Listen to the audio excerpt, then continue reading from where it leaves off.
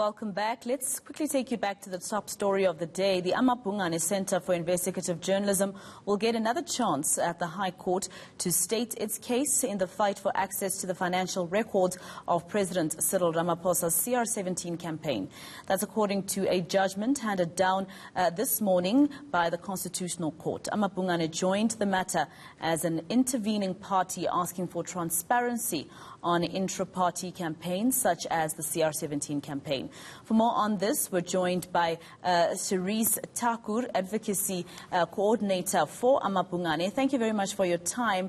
And I will have to cut out of this interview at some point to go to the after briefing by the Transport Minister, so apologies for that. But there are currently no rules against individuals within parties to disclose funding. What are your chances of success this time around?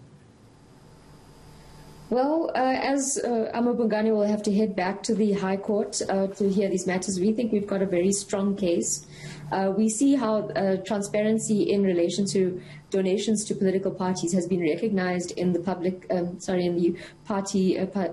Political Party Funding Act, and our argument is that the same levels of transparency needs to be applied in relation to internal party campaign financing. So we will be making those arguments in the High Court when we head back there.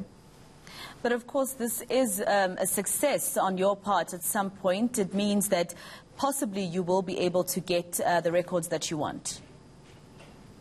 Yes, we were very pleased with the Constitutional Court's decision. We understand that it couldn't decide the matter at that level. This just gives us an opportunity to head back to the High Court and really just make our arguments there. We were also happy to receive our costs in this matter, which was also important. So we definitely think we've got a strong case going forward. This just isn't the end of the road. But of course, the President is not a member of Parliament. So if you do win in this case, where should he disclose, his donors?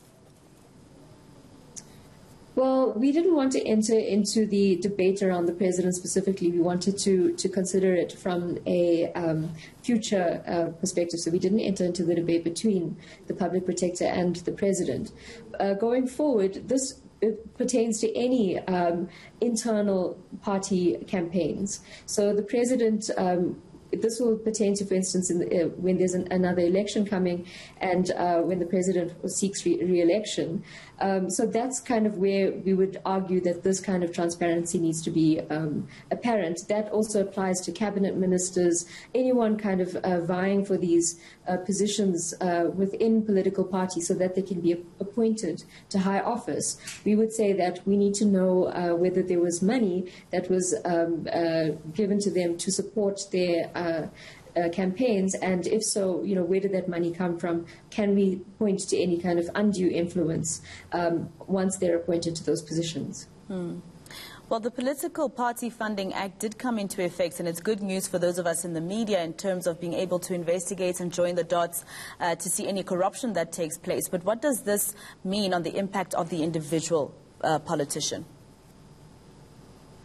So this is what we're arguing. We've kind of got this broad transparency in relation to political parties, but the Act itself is not explicit to say that internal campaign funding needs to be disclosed. So we've sourced that obligation in the Constitution, Section 96, and the Executive Members Ethics Act. And we say that the code itself does not give full expression to the constitutional requirement for transparency in this sense. And that's why we approached the Constitutional Court and we argued for this in November. And now we get to argue it again in the High Court. All right, Cherese Thakur, the Advocacy Coordinator for amaBhungane, thank you very much for your insights.